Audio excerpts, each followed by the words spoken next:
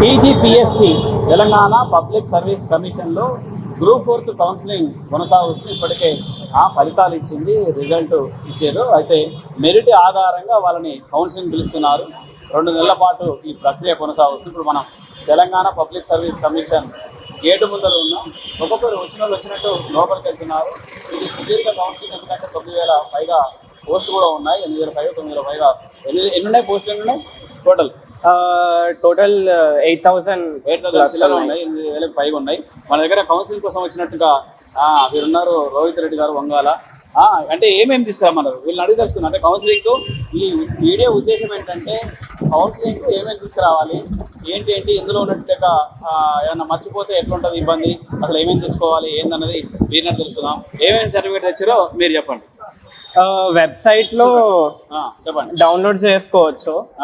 Total గా like 16 pages PDF ఉంది. Okay, అందులోనే డిఫరెంట్ గా ఏమేమి కావాలో అన్నిటివి వాళ్ళు ఇచ్చిండ్రు ఒకే దగ్గర. సో మీరు కౌన్సిలింగ్ వెళ్ళి ఓకే చెప్పండి. ఫస్ట్ ఇది చెక్ లిస్ట్ ఉంది, 4 పేజెస్ చెక్ లిస్ట్. ఇది డౌన్లోడ్ చేసి మొత్తం అన్ని ఫిల్ చేయాలి.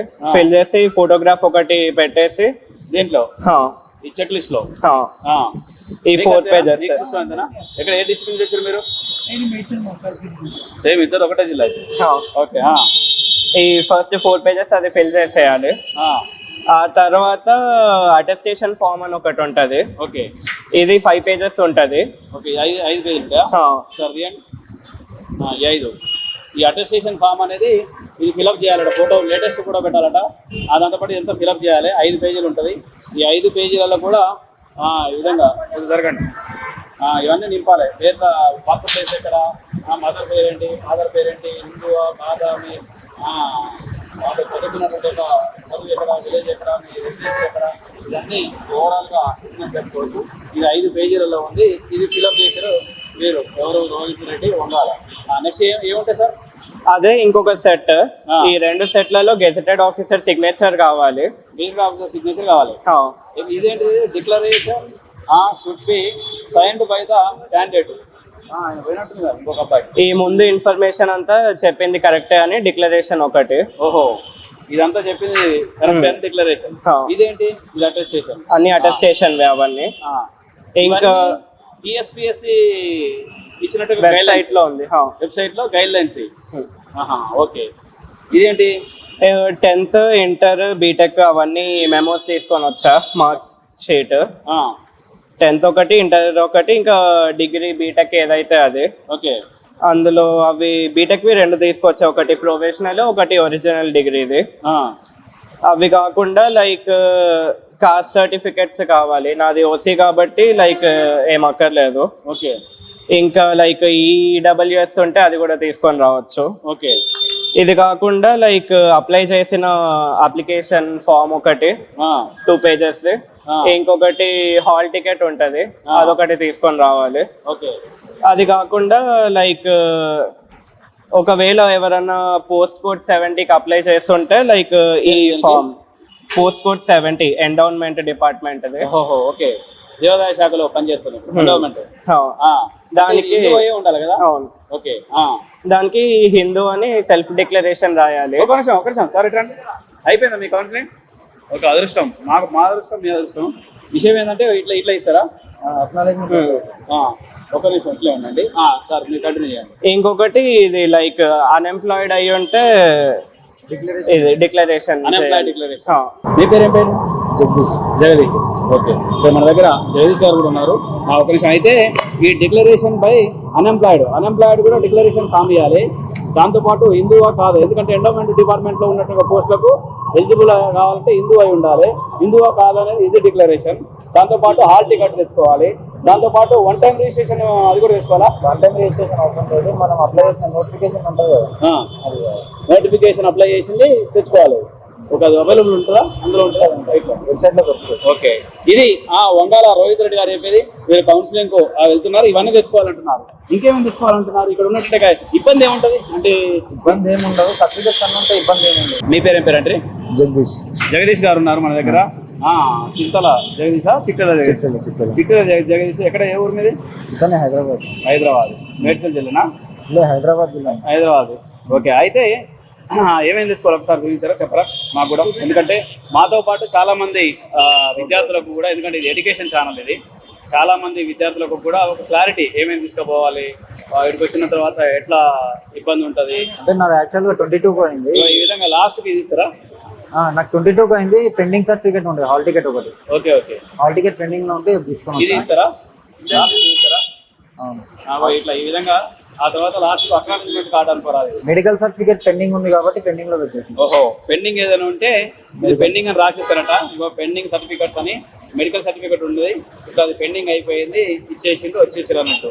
ఇది సిగ్నేచర్ జగదీష్ అనేది వాళ్ళు పెట్టినట్టు, ఎవరు క్యాంప్ ఆఫీసర్లో పెట్టినట్టు సిగ్నేచర్ ఇది.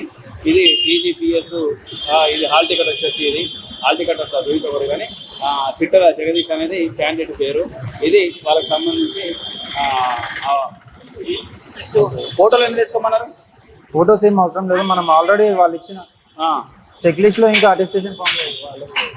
ఇవేంటి ఏం సరిపెట్టి? Bonafide, school bonafide. Okay, bonafide కూడా అడుగుతారా? అక్కడ వచ్చేట ఇబ్బంది ఏముంటాయి? మర్చిపోయినా కానీ అక్కడ చాలా ఫ్రెండ్లీగా ఉన్నారు. అవునా? మళ్ళీ మనకి ఛాన్స్ ఇస్తున్నారు, నెక్స్ట్ డే కూడా తెచ్చి సబ్మిట్ చేసుకోవచ్చు. అట్లా కూడా అవకాశం ఉంది. ఓకే, ఎంత సమయం ఇస్తున్నారు నెక్స్ట్ డే అంటే? తొందరలో సీరియల్ వైజ్ గా పిలుస్తున్నారు, అయిపోతుంది. ఒక్కొక్కరికి ఎంత సమయం పడుతుంది? ఒక వ్యక్తికి 10 to 15 minutes టైం పడుతుంది ఒక్కొక్క బోర్డు మెంబర్. ఒక్కొక్క బోర్డు మెంబర్ అంటే ఎన్ని చైర్లు ఉన్నాయి, ఎన్ని టేబుల్ ఉన్నాయి? ఒక 10 chairs.